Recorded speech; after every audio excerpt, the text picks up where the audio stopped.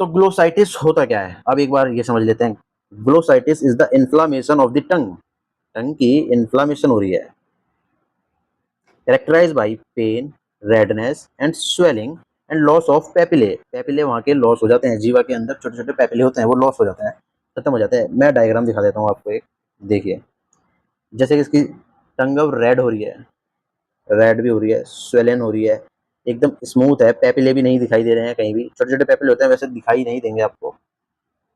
चलिए आगे देखते हैं इटियोलॉजी, इसकी इटियोलॉजी क्या होती है, क्या कारण है। एक infective cause, nutritional deficiency cause, local irritation, allergic cause and systemic disease. अब देख लेते हैं इन्फेक्टिव कॉज में, फिर से वही, पहले बैक्टीरिया की वजह से इन्फेक्शन हो सकता है, या वायरल की वजह से, या फंगल की वजह से। न्यूट्रल डिफिशियंसी में क्या है, आयरन डिफिशियंसी एनीमिया। इसमें न्यूट्रल डिफिशियंसी के अंदर मेनली ये चीजें हैं जो आपको याद करनी है, कुछ विटामिन जैसे iron, vitamin B 12, folic acid, riboflavin, इन सब की डिफिशियंसी की वजह से ये डिजीज हो सकती है। लोकल इरिटेंट, शार्प टूथ, कोई दांत की वजह से वहाँ चोट लग गई, उस वजह से वहाँ स्वेल हो गया, कोई तंबाकू ज्यादा खाता है या स्पाइसी फूड या अल्कोहल कंजप्शन ज्यादा करता है, वहां से इरिटेशन होने लगती है, जिस वजह से वो हो सकता है। एलर्जी कॉज, आप जो टूथपेस्ट यूज कर रहे हैं उसकी वजह से कोई एलर्जी हो, कोई ड्रग, कोई फूड एलर्जी हो। सिस्टमिक डिजीज, डायबिटीज मलाइटिस वालों को तो वैसे भी बीमारी होगी, कई सारे चांस रहते हैं, तो यहाँ पे डायबिटीज मलाइटिस हो सकता है। सिफिलिस होता है, ऑटो इम्यून डिसऑर्डर और परनीसियस एनीमिया। तो अब आगे देखते हैं क्लासिफिकेशन। इसकी पहली क्लासिफिकेशन देखिए, प्राइमरी ग्लोसाइटिस और सेकेंडरी ग्लोसाइटिस। इसको दो दो कैटेगरी के अंदर डिवाइड किया गया है, प्राइमरी एंड सेकेंडरी। इसके अंदर नो अंडरलाइनिंग कॉज, इसका कोई कॉज नहीं होता। Sign and symptom of other condition, ये क्या होता है, बीमारी कुछ और होती है, उसके साइन और सिम्टम के अंदर ये बीमारी हो जाती है ग्लोसाइटिस, उसको कहते हैं हमने सेकेंडरी ग्लोसाइटिस। जैसे कि मान लीजिए, चले एक बार को हम मान के चलते हैं, जैसे डायबिटीज मलाइटिस है, डायबिटीज मलाइटिस के अंदर अगर उसके साइन सिम्टम के अंदर उसकी वजह से कोई ग्लोसाइटिस हो रहा है, तो उसको हम कह देंगे सेकेंडरी। और जो बिना किसी डिजीज के कारण हो रहा है, सेल्फ अपने आप से एक स्पेसिफिक डिजीज हो रही है, उसे कहेंगे प्राइमरी।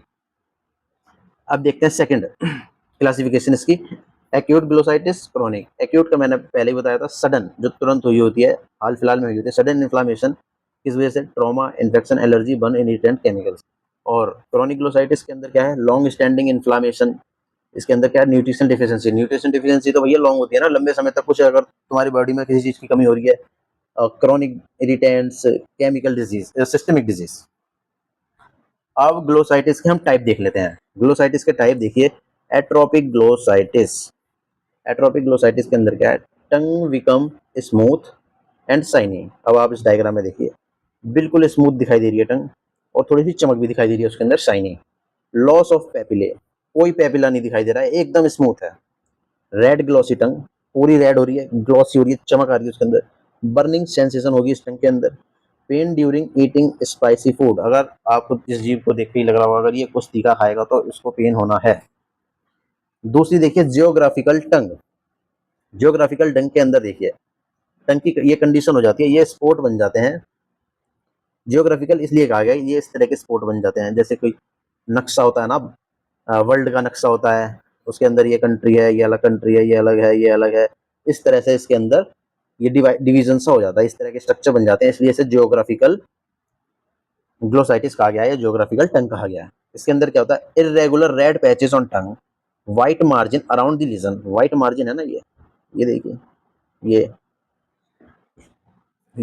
यूजुअली पेनलेस, इसके अंदर पेन नहीं होता, इस चीज को ध्यान रखें। और तीसरा क्या है, मीडियन रोम्बोइड ग्लोसाइटिस। मीडियन, जो मिडल साइड में होता है, देखिए rhomboid shape red area in the mid line of the dorsum. इसका मतलब यहाँ पर है, इसके अंदर ये जो mid line of the dorsum ये हो रहा है, यहाँ पे ये इन्फेक्शन होता है, इसलिए से हमने कहा है medial rhomboid glossitis due to chronic fungal infection. ये फंगल इन्फेक्शन की वजह से होता है, इसके अंदर ये चीज याद रखने की चीज है। फिशर टंग, फिशर टंग के अंदर क्या होता है, multiple groove fissure on tongue present. Multiple group से फिशर मिलेंगे हमें टंग के अंदर। फूड डिबेरिज में कलेक्ट, वहां पे फूड कलेक्ट हो सकता है, यूजुअली पेनलेस, ये भी पेनलेस होता है। देखिए फिशर, ये जीव इसके अंदर फट जाती है, ये इसके अंदर खाना भी फंस जा सकता है, जिस तरह मैंने आपको पहले बता चुका हूँ, और ये पेनलेस होता है। तो इस तरह मैंने डायग्राम की मदद से आपको ये सारे टाइप्स क्लियर करें, आपको याद भी रहेंगे। आप मेरी इस मेहनत को थोड़ा सा सराहना दीजिए, उसके लिए आप मुझे थोड़ा सा सपोर्ट दिखाएं अपना। मैं आगे ऐसी वीडियो बनाता रहूँगा। आपको अच्छे से समझ आता है कि नहीं आता, आप मुझे उसका फीडबैक भी दें प्लीज़। अगर मुझे इसमें कुछ सुधार करने वाली चीज़ है तो मुझे वो भी बताएँ। चलिए तो अब आगे बढ़ते हैं। Clinical feature of glossitis. Clinical feature क्या है भैया? Same symptom. कई जगह पेन मिल भी सकता है, नहीं भी मिल सकता है। Pain in tongue, burning sensation, difficulty in eating, dysphagia, tongue appear smooth and glossy, ये तो प्राइमरी सिम्टम है ही इसका। वहाँ पे redness, swelling, smooth tongue, loss of papillae, ulceration, ये सब मिलेंगे। अब इसकी इन्वेस्टिगेशन देख लेते हैं। वहाँ पे इन्वेस्टिगेशन हम क्या कराएंगे? सीबीसी करा सकते हैं, पेरीफेरल स्मेयर कराएंगे, सीरम आयरन स्टडीज कराएंगे, vitamin B12 estimation, blood sugar, biopsy, ये सब करा के अगर हमें मैलिग्नेंसी का चांस लग रहे हैं तो। देखिए विटामिन एंड सीरम आयरन, ये सब तो आप ऐसे याद रख सकते हैं। मैंने आपको ऊपर बताया था ना कोर्स के अंदर कि न्यूट्रिशन की वजह से भी न्यूट्रिशन डिफिशियंसी है। जब अगर न्यूट्रिशन डिफिशियंसी है कि नहीं है हमें कैसे पता लगेगा? इसके लिए हमने ये वाले टेस्ट करा दिए। ओके, अब देखते हैं ट्रीटमेंट। ट्रीटमेंट क्या करेंगे? पहले तो जनरल ट्रीटमेंट में हम क्या बताएंगे भैया? Maintain oral hygiene. Oral hygiene को मेंटेन करें, अवॉइड तंबाकू, अल्कोहल, अवॉइड स्पाइसी फूड। अब जो स्पेसिफिक ट्रीटमेंट है वो न्यूट्रिशन डिफिशियंसी की वजह से हुआ है तो हम iron therapy, vitamin B complex देंगे, vitamin B12 and folic acid देंगे। अगर इन्फेक्शन है कोई, अगर बैक्टीरियल है तो एंटीबायोटिक, और अगर फंगल है तो एंटी फंगल, और स्टीरॉइड्स के अंदर चलाएंगे प्रेडनिसोलोन। तो धन्यवाद। इसके साथ हमारा ये टॉपिक भी खत्म होता है।